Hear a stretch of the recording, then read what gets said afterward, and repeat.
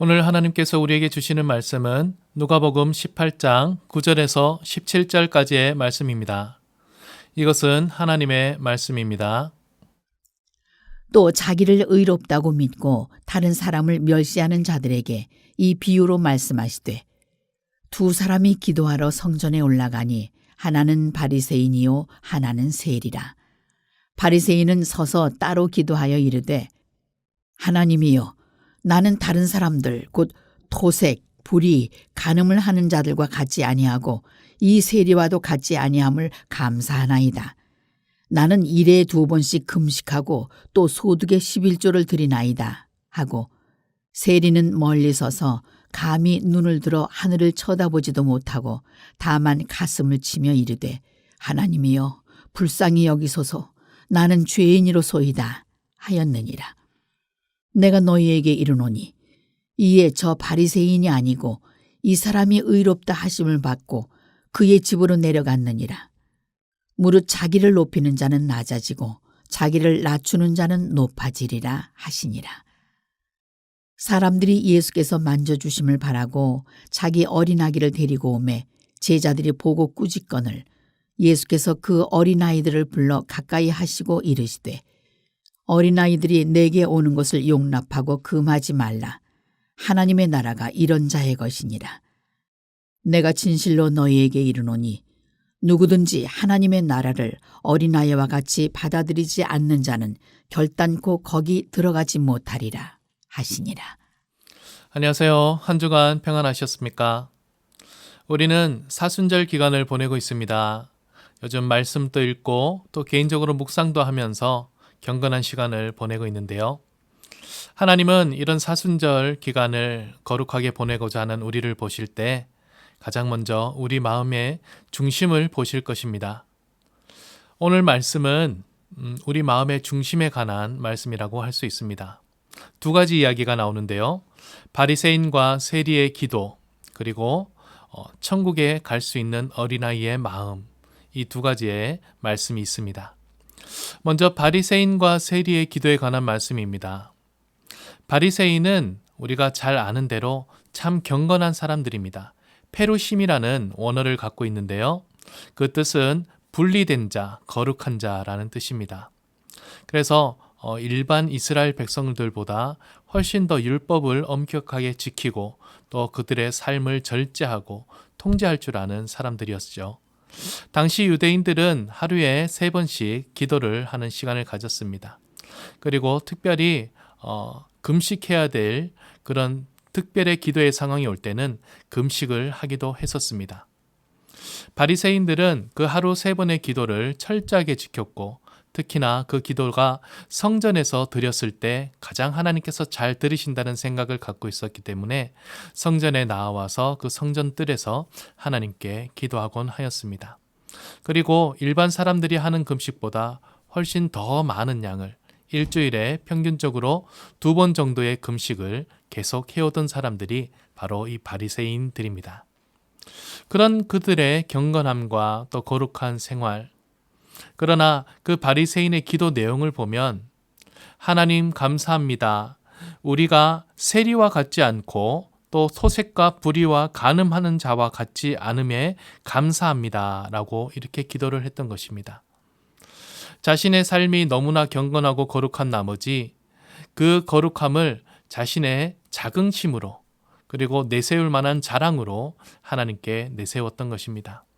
그리고서 이 경건함을 잘 유지하고 있으니 하나님께서 복을 달라라는 기도를 했던 것이죠. 반면 세리의 기도는 어땠습니까? 세리는 자기가 유대인들로부터 항상 죄인 취급을 받고 있고 그리고 자기가 하고 있는 그 모든 일과 직업에 나라를 배신하는 그런 일들과 비윤리적인 일들을 행할 때마다 마음이 아파서 하나님 앞에 이 죄인을 용서해 주십시오. 이 죄인이 선하게 살게 해 주십시오. 라고 통회하고 자복하는 마음으로 기도하였습니다. 중심을 보시는 하나님께서는 누구의 기도를 더 들으시겠습니까?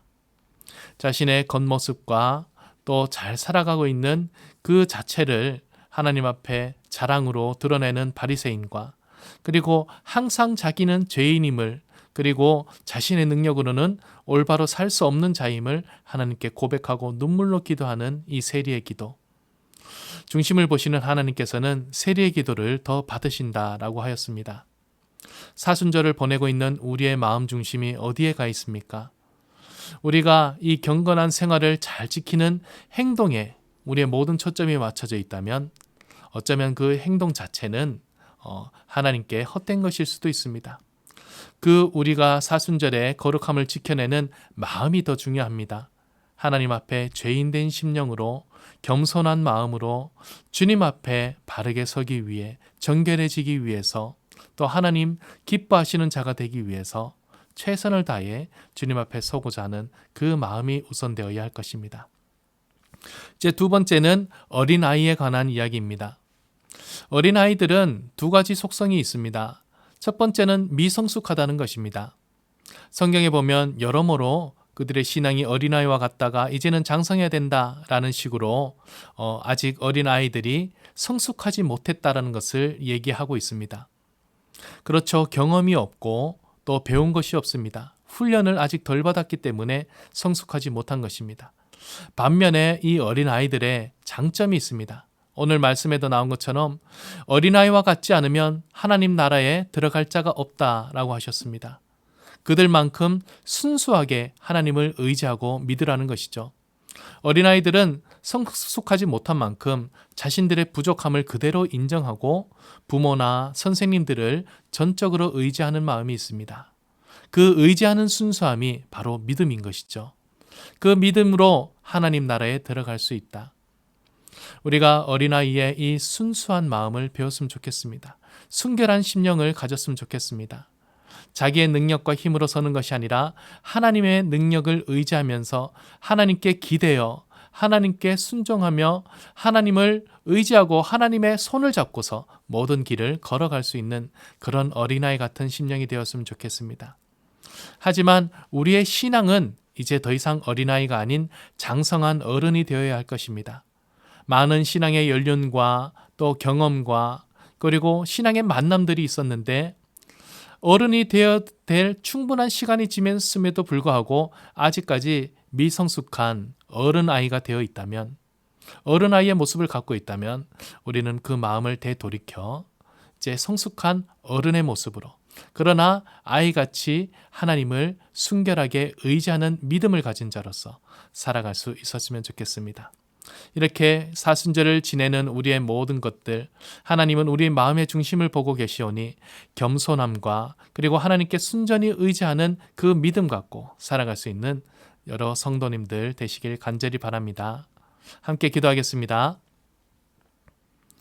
하나님 아버지, 오늘 말씀을 통해 이 사순절을 우리가 마음의 겸손함으로 그리고 순결한 믿음으로 살아갈 수 있기를 소망합니다. 주님, 이 한 주간 우리에게 힘을 다하여 주시고 사순절의 모든 말씀과 또 기도와 그리고 경건한 삶 가운데 역사하여 주시옵소서. 우리를 통해 영광 받으시길 원하옵고 예수님의 이름으로 기도합니다. 아멘.